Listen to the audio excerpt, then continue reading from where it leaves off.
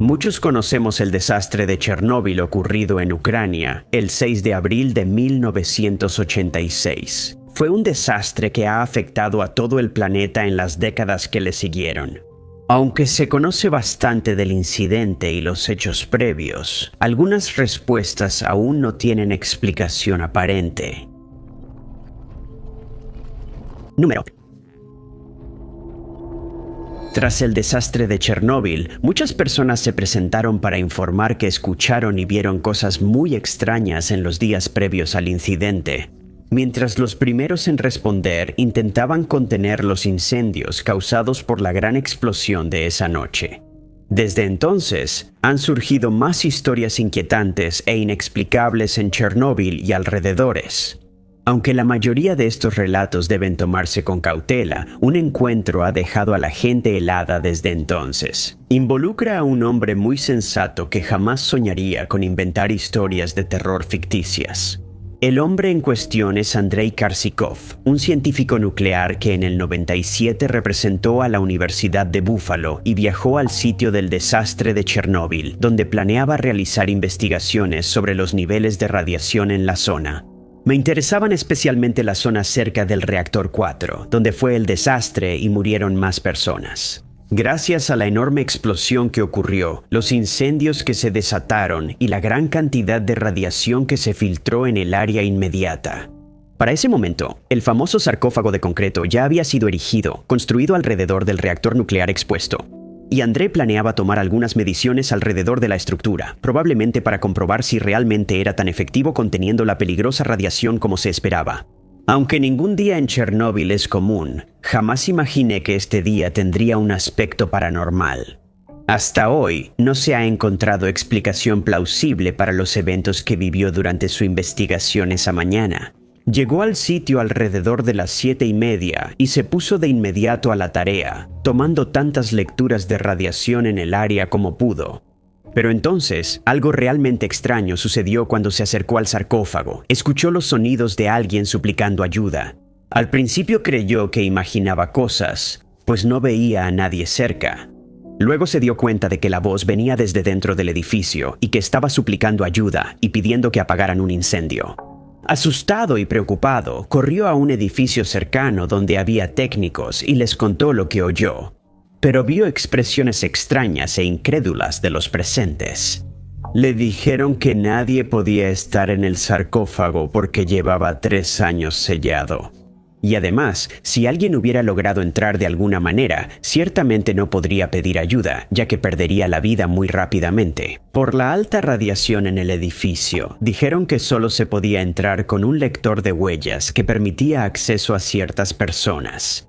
Al no sonar alarmas, era seguro que el edificio estaba vacío. Desde entonces, se ha especulado que Andrei oyó el espíritu de alguien que murió en un incendio durante el desastre y confundió otro sonido con gritos de auxilio. El incidente nunca fue explicado y sigue siendo uno de los misterios sin resolver de Chernóbil. Número 9. Es ampliamente aceptado que el desastre de Chernóbil fue un incidente desafortunado, pero completamente prevenible, que solo ocurrió debido a la falta de experiencia y al uso de equipo anticuado. Como es común, desde entonces surgieron teorías de conspiración que sugieren algo más siniestro tras la fusión en el reactor 4, y que la verdad ha sido ocultada de nosotros durante todos estos años. Algunas teorías dicen que extraterrestres participaron en el desastre. El gobierno soviético sabía del desastre inminente y aún oculta su verdadera magnitud al público. Ninguna de estas teorías ha sido probada. Sin embargo, una teoría ha ganado mucha fuerza en los últimos años, ya que los teóricos de la conspiración han encontrado información que parece respaldar sus afirmaciones.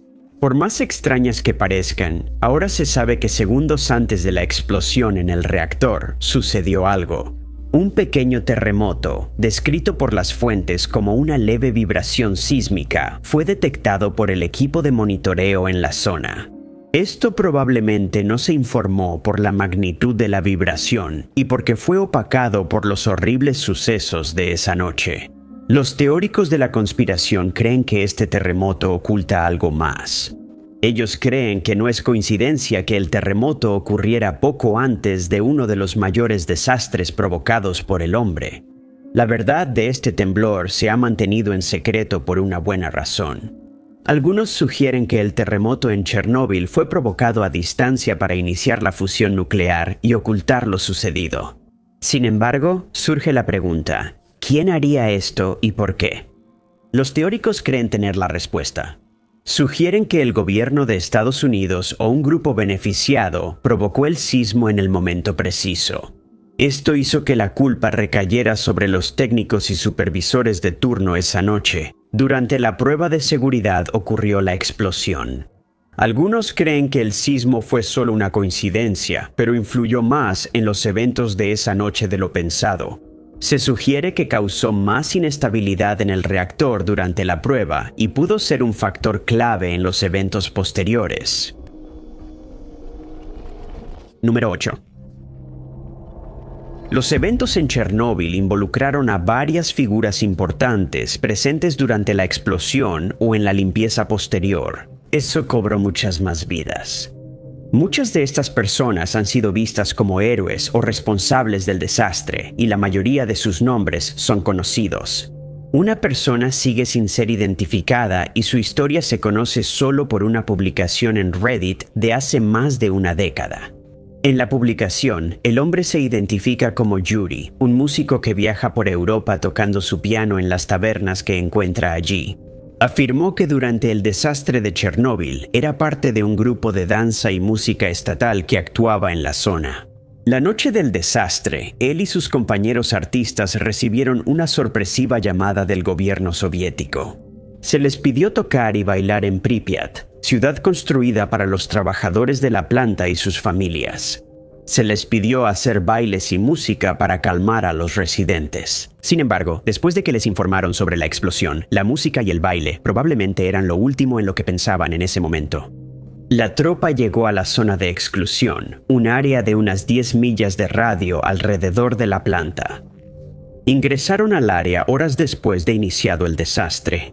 Yuri cuenta que al descargar su equipo notó los efectos de la radiación en la gente de la zona de exclusión. Algunos tenían envenenamiento por radiación y poco tiempo de vida, mientras que otros intentaban huir para ponerse a salvo, pero se les impedía hacerlo debido a la cuarentena que se había implementado. La tropa no sabía de la fusión en la planta, así que las escenas que vieron los desconcertaron y horrorizaron. Yuri supo la verdad después y entonces entendió lo que pasó ese día. A los bailarines y músicos se les había dado instrucciones estrictas de no hablar con los residentes de Pripyat y de las aldeas vecinas. Por eso no sabían que sus vidas peligraban, pues entraron a una zona muy radiactiva sin protección. Yuri vio que los soldados usaban máscaras antigás y ropa protectora, pero estaban igual de asustados que los demás, lo que la preocupó más. La tropa continuó y realizó su presentación como se les pidió. Él y sus compañeros músicos tocaron canciones para calmar la zona, acompañados por una bailarina con danzas gráciles. La realidad se volvió clara cuando Yuri presenció algo inolvidable.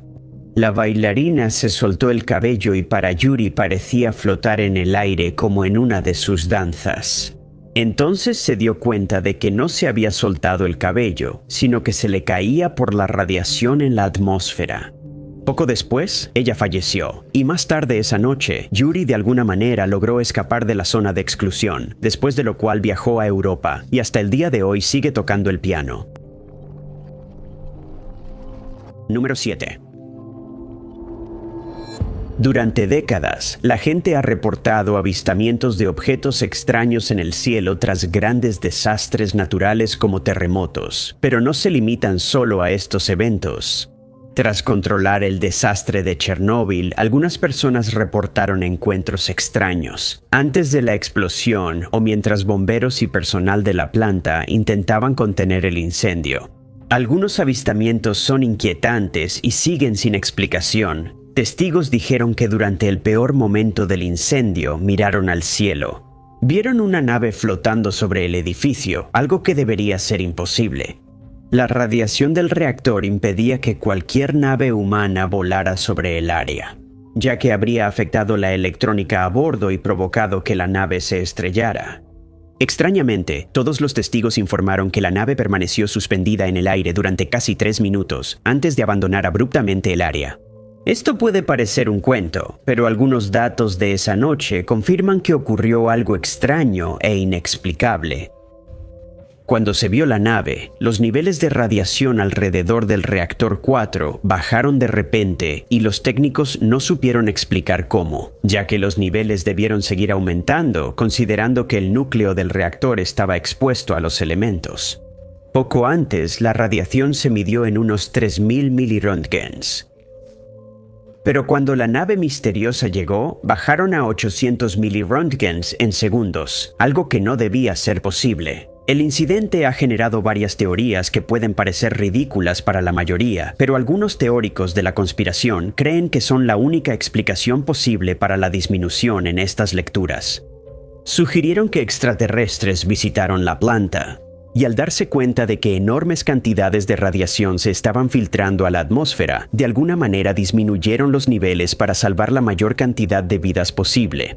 Desde entonces, también se han visto naves voladoras inexplicables en otras plantas nucleares globalmente. En ocasiones, algunos creen que esta nave en particular estaba absorbiendo la radiación, tal vez como combustible, y en el proceso salvó muchas vidas. El incidente fue documentado en el documental Los Encuentros y sorprendió a los espectadores. Número 6. Algunos héroes no reconocidos del desastre de Chernóbil son los primeros en responder y los bomberos que acudieron tras la explosión. Sin pensarlo 2 veces ni dudarlo, ellos sabían que cualquier accidente grave en la planta probablemente sería mortal, debido a los enormes niveles de radiación que se estaban filtrando. Aún así, entraron en la zona de exclusión y llegaron al reactor 4 para intentar contener el incendio. Algunos de los nombres de estos bomberos han sido dados a conocer, junto con el nivel de participación que tuvieron en las labores de limpieza. Mikhail Golovnenko, del Departamento de Bomberos de Chernóbil, llegó cerca de la 1:50 am y combatió el incendio desde el norte del reactor. Permaneció allí más de 5 horas y luego se estimó que recibió una dosis de unos 140 milisieverts de radiación. Eventualmente comenzaría a sufrir los efectos a largo plazo de la intoxicación por radiación y como resultado falleció en 2005. Vasily Ignatenko llegó al departamento de bomberos de Pripyat unos 10 minutos antes que Golovnenko. Él y su escuadrón son considerados verdaderos héroes, ya que fueron enviados al techo del reactor, donde los niveles de radiación eran astronómicamente altos.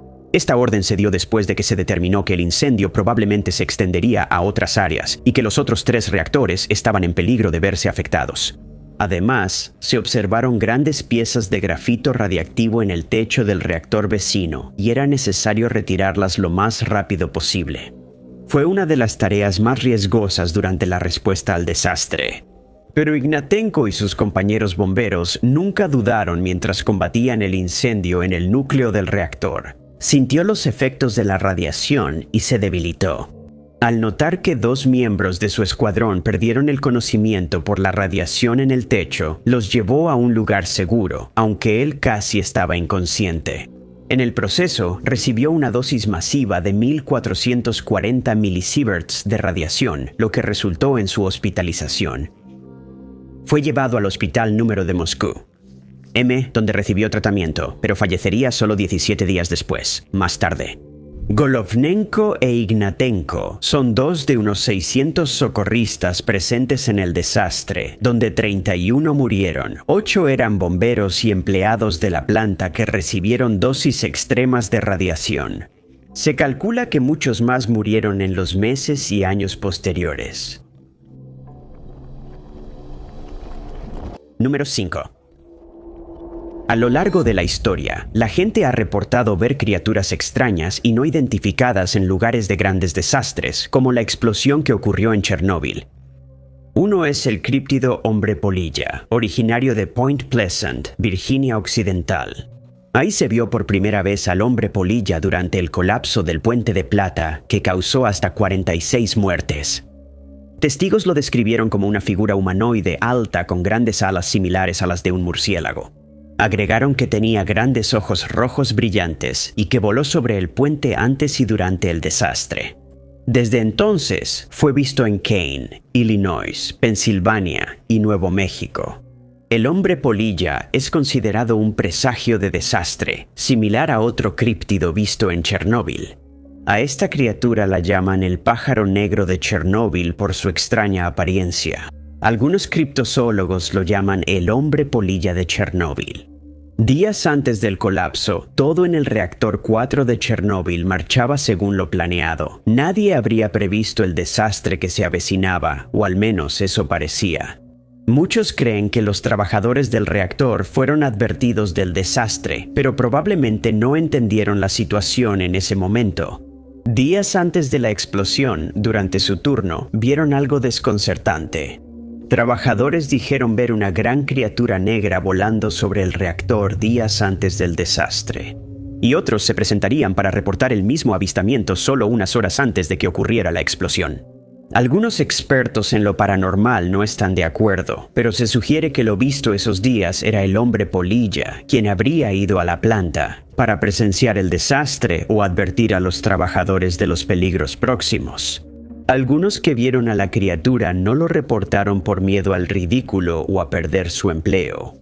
Pero más tarde confirmarían los informes de que, al igual que otros que la vieron antes del desastre, comenzaron a tener pesadillas terribles después de verla. Algunos dijeron que sus teléfonos sonaban, pero al contestar solo había silencio. Algunos dijeron que una voz escalofriante los recibió y los amenazó de muerte. Y otros experimentaron no solo estos incidentes, sino una serie de otros eventos inexplicables que los dejaron desconcertados. Aunque se reportaron los avistamientos, no se pudo hacer nada sobre el mirlo, pues nadie sabía qué era o si existía realmente. Número 4. Tras la fusión en el reactor 4 de Chernóbil, no se notó de inmediato que el núcleo estaba expuesto. El supervisor de turno esa noche no creyó que fuera cierto tras descubrirse el núcleo expuesto. El subdirector Anatoly Dyatlov, el director Viktor Birkanov y el ingeniero jefe Nikolai Fomin fueron advertidos de que la explosión expuso el núcleo. Estos informes se descartaron de inmediato y dijeron que la explosión fue causada por algo menos grave. Esto se hizo incluso después de que los ingenieros de la planta vieran el núcleo expuesto con sus propios ojos. Se les consideró inexpertos o poco confiables y se les pidió que siguieran intentando restablecer la energía en la planta. No sorprende que ninguno de los tres se ofreciera a inspeccionar el núcleo tras esos informes. Solo después de que Anatoly Sidnikov, subdirector de operaciones, intentó evaluar los daños causados. Durante la inspección confirmó que el núcleo estaba expuesto y recibió una dosis letal de radiación que luego le costó la vida. Sin embargo, antes de que esto se hiciera, en una etapa se intentaron otras medidas. Se pidió al personal bajar cámaras al núcleo para ver qué ocurría sin arriesgar sus vidas. Pero cada vez que estas cámaras eran subidas de nuevo, habían sido destruidas por la radiación y quedaban completamente inutilizadas. Solo desde el techo del reactor se podía ver el núcleo, donde la radiación era extremadamente alta. Para reaccionar bien al desastre, el personal debía saber si el núcleo estaba expuesto. No les quedó más que verlo desde arriba, aunque sabían que podría costarles la vida. Como era de esperarse, tomaron más fotos durante el desastre y la limpieza posterior. Algunas fotos las tomó el personal de la planta, otras el personal militar, los primeros en responder y pilotos de helicópteros que sobrevolaban la planta. La primera foto fue tomada desde un helicóptero en vuelo y muestra el reactor en total desorden. El enorme agujero en el techo está completamente visible y se puede ver el humo del incendio furioso saliendo en grandes nubes. En la parte superior, los escombros están esparcidos por el suelo alrededor del reactor. La imagen muestra lo poderosa que fue la explosión, y muchos se preguntan cómo el personal superior pudo dudar que el núcleo estaba expuesto. Este tipo de negación inexplicable está presente en un misterio de Chernóbil que quizá nunca se resuelva. Dicen que se tomaron cientos de fotos ese día, pero no hay ni cerca de esa cantidad disponibles. Se tomaron muchas fotos y algunos rollos de película se entregaron al gobierno soviético, mostrando las consecuencias de la explosión horas después. Más tarde saldría a la luz que la KGB se había apoderado de estas imágenes y del material grabado. Decidieron destruir estos materiales para ocultar la magnitud real del desastre al mundo. Número 3. Durante la limpieza en Chernóbil tras el desastre, se notó que una zona estaba marcada como campamento de verano para niños en los mapas. El lugar habría sido bien conocido por las personas que vivían en la zona y por los empleados del personal, pero cuando se trajo ayuda externa, la gente empezó a hacer preguntas sobre este sitio misterioso. Había preocupación sobre la verdadera naturaleza de este sitio, identificado en el mapa como Chernóbil. 2. Ya que era un área señalada con niños, y como era de esperarse, la gente investigó. Lo que descubrieron mostró la verdadera naturaleza del campamento, aunque gran parte sigue siendo un misterio. Algunos de los que fueron lo suficientemente valientes como para aventurarse en la zona de exclusión después de los esfuerzos de limpieza, llegaron a este lugar en el mapa. Al llegar, se sorprendieron al hallar un pueblo oculto que el gobierno soviético había escondido del mundo. El verdadero nombre del pueblo solo se revelaría más tarde como el complejo militar Duga, pero los detalles sobre su construcción siguen siendo escasos y difíciles de encontrar. Se reveló que la construcción del complejo inició en el 70 por orden del gobierno soviético. Estaba situado a unas 6 millas de la planta de energía de Chernóbil y fue construido intencionalmente en una zona boscosa para asegurarse de que permaneciera oculto de miradas indiscretas durante la Guerra Fría de ese momento.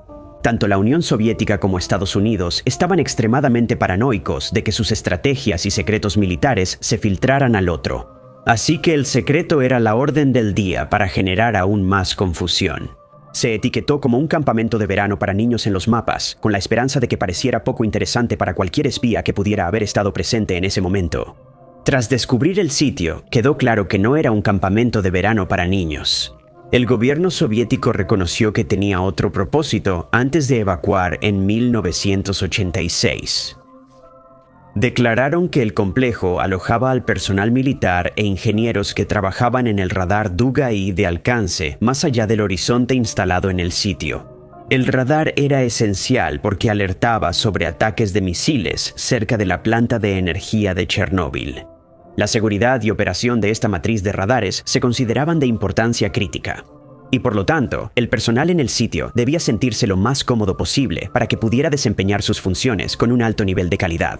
Aún se desconoce si el radar detectó misiles entrantes, ya que esos registros probablemente se sellaron tras el desastre de Chernóbil, lo que ha generado especulación sobre si el radar fue un gasto innecesario. Eso fue tan útil en ese entonces como lo es hoy en su estado abandonado, pero esto sigue siendo una especulación. Nadie sin autorización de seguridad tiene idea de quiénes eran las personas que vivían en este complejo o cuáles eran sus funciones diarias cuando estaban destinados ahí. Actualmente sigue siendo una atracción popular para quienes visitan los bosques de Chernóbil. Número 8. En los años desde la evacuación de Pripyat y sus alrededores.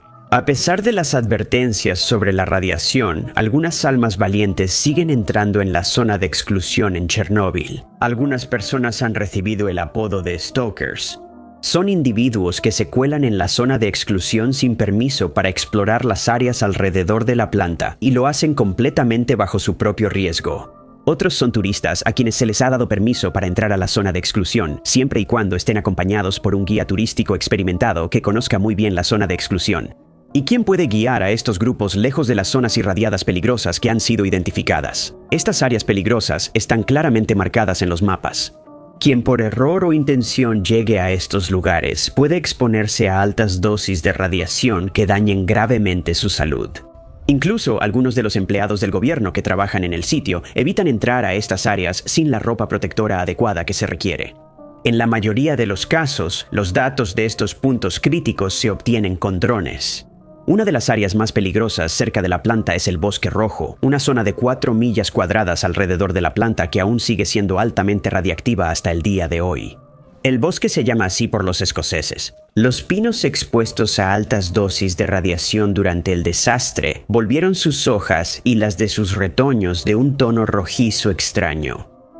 Este es solo uno de muchos puntos críticos identificados. Aunque conocerlos debería tranquilizar a los visitantes, surgen nuevos puntos críticos regularmente, lo que podría hacer infundado ese alivio. Esto significa que muchas de las áreas que antes se marcaban como seguras en los mapas podrían no ser tan seguras como se pensaba al principio.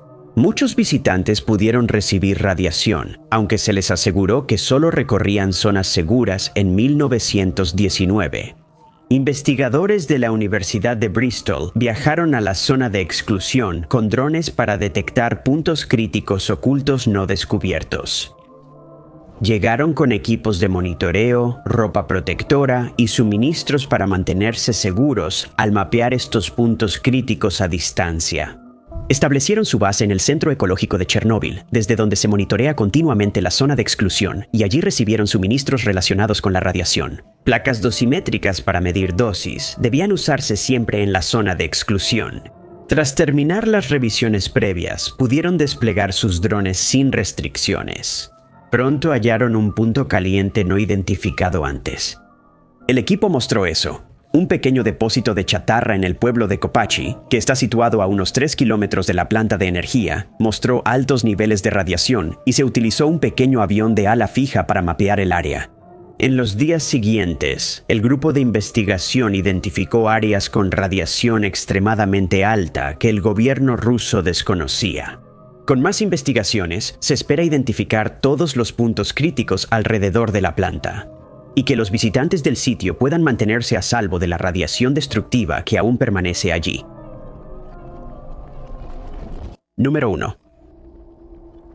Como se dijo, las teorías de conspiración sobre Chernóbil y su desastre son muy comunes. El radar Duga 3 construido en 1976 se menciona en muchas de estas teorías. Número. Se discute tanto que se ha creado un documental sobre el sistema de radar, y aún así, gran parte de su propósito original sigue siendo un misterio. Desde entonces, se le ha apodado el pájaro carpintero ruso, lo cual puede sonar como un apodo extraño, pero los eventos extraños que rodean al radar explican por qué se eligió ese nombre. Ahora se sabe que la antena de radar era un radar sobre el horizonte usado para detectar ataques de misiles entrantes. Muchos piensan que hay más de lo que parece, y con razón. Tras descubrirse en los bosques de Chernóbil, muchos se preguntaron por qué el radar estaba tan cerca de la planta. Y desde entonces se ha revelado que este lugar fue elegido por varias razones. No solo la antena permanecería oculta de los ojos enemigos gracias a los árboles que la rodean, sino que el lugar donde fue erigida resultó ser perfecto para espiar al enemigo durante la Guerra Fría. Se dice que hasta el 33% de la energía de la planta era para la antena de radar, por eso la construyeron cerca. Permaneció oculta del resto del mundo durante muchos años, pero en el 76, los radioaficionados empezaron a sospechar que no todo era lo que parecía. En el bosque de Chernóbil, muchos de estos entusiastas alrededor del mundo empezaron a reportar que podían escuchar un extraño golpeteo proveniente de las radios y no encontraban una explicación plausible. Pronto empezó a causar cierta preocupación, ya que se desconocía el propósito del sonido de golpeteo y muchas personas decidieron investigar. Descubrieron que la fuente del sonido interfería con transmisiones de radio de onda corta globalmente. Pronto se reportó que las comunicaciones comerciales, de aviación y marítimas eran afectadas por extraños clics inexplicables. Personas de todo el mundo comenzaron a quejarse del sonido insoportable y pidieron una solución. La OTAN investigó y rastreó la señal extraña hasta Ucrania, pero no pudo precisar la ubicación exacta. Se especuló que la señal se estaba enviando desde Kiev, Minsk, Chernóbil u otras ciudades, pero nadie estaba seguro de cuál era la causa. Pronto surgieron teorías de conspiración mientras la gente buscaba una explicación al sonido. Desde el inicio se sugirió que el gobierno soviético instaló un dispositivo para bloquear transmisiones occidentales. Sin embargo, esta teoría se descartó pronto cuando las estaciones de radio en la Unión Soviética también reportaron la misma interferencia. Algunos creyeron que la señal venía de un dispositivo para controlar la mente de los oyentes y así obtener ventaja. Durante la Guerra Fría, Otras teorías sugerían que era un aparato de modificación del clima, un dispositivo para interrumpir comunicaciones submarinas o una táctica desconocida de guerra psicológica usada por el ejército soviético. Gracias por ver el video. Si te gustó este video, asegúrate de darle like. Además, no olvides suscribirte y hacer clic en la campanita de notificaciones para estar al tanto de todas nuestras futuras publicaciones. Soy Top 5 Desconocidos, nos vemos en el próximo video.